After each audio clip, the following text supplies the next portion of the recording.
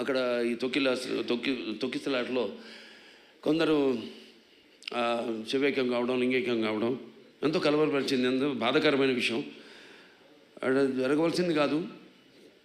అందుకని దాన్ని అక్కడ రద్దు చేసి ఈరోజు ఇక్కడ జరుపుకోవడం జరుగుతుంది. సరే, లింగైక్యం, శివైక్యము పరమపదించిన వారందరూ వారి యొక్క ఆత్మలు శాంతించాలని వారి కుటుంబ సభ్యులందరికీ నా తరఫున, అలాగే మా సినిమా యూనిట్ తరఫున వారికి అందరికీ, మా కుటుంబాలకి మా ప్రగాఢ సానుభూతి తెలియజేసుకుంటున్నాం. ముఖ్యంగా అనంతపూర్ అంటేనే రాయలసీమ డైలాగ్ ఉంది ఇందులో. రాయలసీమ కా నామ్ సునా ఓ మేరా అడ్డా. ఎంతోమంది నిన్న ఎంతో ఆతురతగా ఎదురు చూస్తూ ఉన్నారు ఈ ప్రోగ్రాం కోసం. ఎంతో వ్యయ ప్రయాసాలు కోర్చి ఎంతో దూరం నుంచి కూడా వాళ్ళు రావడం, ఆ పక్క కడప కానివ్వండి, కర్నూలు కానివ్వండి, ఒకటని కాదు, అటు చిత్తూరు కానివ్వండి, అనంతపూర్ కానివ్వండి, లేకపోతే మిగతా ప్రాంతాల నుంచి కానివ్వండి, ఇటు తెలంగాణ నుంచి కానీ అబ్బాయిలందరూ తరలి వచ్చారు అక్కడికి. పేరున వాళ్ళందరికీ ముఖ్యంగా అక్కడ ఇంతవరకు మన రాష్ట్ర అధికారంలో ఉన్నప్పుడు తెలుగుదేశం మొదటిసారి రాష్ట్ర విభజన తర్వాత అక్కడ లైబ్రరీ చైర్మన్ సోదరుడు గౌస్ మొహిద్దీన్కి, అలాగే హెల్పింగ్ హ్యాండ్స్ అనంతపూర్ జగన్ గారికి, అలాగే శ్రీధర్ గారికి, అలాగే చిరంజీవి గారికి, మిగతా అందరూ నా కన్వీనర్ సంద ఉన్నారు, సతీష్ తిలకు, శ్రీధర్ గారు, వాళ్ళందరూ కూడా అందరికీ వాళ్ళు నచ్చజెప్పి ఇలా ఎందుకో మనం చేయాల్సి వచ్చిందో వాళ్ళందరూ శాంతపరిచినందుకు, వాళ్ళ ఆవేశాన్ని చల్లబరిచినందుకు, ఎప్పుడూ ఒక క్రమశిక్షణ కలిగిన సైనికులు నా అభిమానులు. భావస్థురాన్ని జన్మాంతర సౌహృదాన్ని అంటారు. పోయిన జన్మలో ఎంతోమందితో పరిచయం ఉన్నా ఈ జన్మలో ఒకరిని దాన్ని పొందగలుగుతాం. కానీ ఎన్ని లక్షల, వేల లక్షల కోట్ల మంది అభిమానులు పొందడం అంటే అది నా పూర్వజన్మ సుకృతంగా, అది ఏ జన్మజన్మ అనుబంధమో, ఏ రుణానుబంధమో, ఏ విడలేని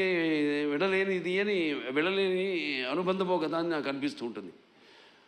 నేను ఈ జీవితంలో ఎంత పొందానంటే ముందు నేను గొప్పగా చెప్పగలిగింది, ముందుగా నాకు ధన్యమైన జన్మనిచ్చి నన్ను మీ అందరి గుండెల్లో ఆయన ప్రతిరూపంగా నిలిపినందుకు దైవాంశ సంభూతులు, అలాగే విశ్వానికే విశ్వ నట రూపం ఎలా ఉంటుందో చూపించిన నా తండ్రి, నా గురువు, నా దైవం, కారణ జన్ముడు, విశ్వవిఖ్యాత నట సార్వభౌమ నటరత్న, తెలుగుదేశం పార్టీ వ్యవస్థాపకులు డాక్టర్ పద్మశ్రీ నందమూరి తారక రామారావు గారికి, మరి అది ఆ పుణ్య దంపతులు, మా అమ్మగారు బసవరామ తారకం గారి, డింబి బసవరామ తారకం గారి బిడ్డగా పుట్టినందుకు ఆ పుణ్య దంపతులకు, అలాగే ఆ కళమ్మ తల్లికి నా కృతజ్ఞతలు తెలియజేసుకుంటూ, ఇటువంటి అభిమానుల్ని నాకు ఇచ్చినందుకు ఆ దేవుడికి నా కృతజ్ఞతలు తెలియజేసుకుంటూ, ఇప్పుడు మన సినిమాకి వస్తే డాకు మహారాజ్ ఎన్నో వైవిధ్యమైన పాత్రలు చేసుకుంటూ వస్తున్నాను. నాన్నగారిలాగా ఆయన పౌరాణికాలు నటిస్తే పాత్రలు ప్రాణాలు పోసుకున్నాయి, ఆయన జానపదాలు చేస్తే సామజమనగరమాలు అయ్యాయి. అలాగే ఇట్లా ప్రతి పాత్ర మన దేశంలోనే కాదు ప్రపంచంలో చూస్తే ఎవరు అసలు చేయని పాత్రలు ఎన్నో చేసి ఆయన అటు ఒక నటనాచార్యుడిగా, అలాగే ప్రతి పాత్రలో అణువణువుని నింపుకుని నటన ప్రాణం పోసిన ఒక నటధీశాలిగా, మరి అటు ఆయన చేసిన పాత్రలన్నీ చూసి కూడా అటు కళమ్మ తల్లి కళకళలాడింది, కన్నుల పండుగ చేసుకుంది, గలగల నవ్వింది. అలాగే ఆ వారసత్వాన్ని పుణికిపుచ్చుకుని ఈ ఎన్నో వైవిధ్యమైన పాత్రలు, పౌరాణికాలు కానివ్వండి, జానపదాలు కానివ్వండి, సాంఘికాలు కానివ్వండి, first Indian social fiction, science fiction Aditya 369 లాంటి సినిమా కానీ, ఒక భైరవ దీపం కానివ్వండి, ఇటువంటి ఎన్నో నేపథ్యాలు ఉన్న సినిమాలు, అటు సాంఘికం, జానపదాలు, పౌరాణికాలు చేయడం జరిగింది. అలాగే ఇప్పుడు మన అఖండ అయితేనేమి, దాని తర్వాత వీరసింహారెడ్డి అయితేనేమి, తర్వాత నేలకొండ భగవంత్ కేసరి అయితేనేమి, ఇప్పుడు రేపు రాబోతున్న ఈ 12 విడుదల కాబోతున్న మన డాకు మహారాజ్ అయితేనేమి. ఇందాక చెప్పారు డైరెక్టర్ గారు, డాకు మహారాజ్ డిస్కషన్స్ అప్పుడు ఏదో ఒక లైన్ అనుకున్నాం, అది సరిగ్గా మాకు నేను కనెక్ట్ కాలేకపోతున్నాను దానికి. ఏదో ఒక పాత కథలాగా అనిపించింది.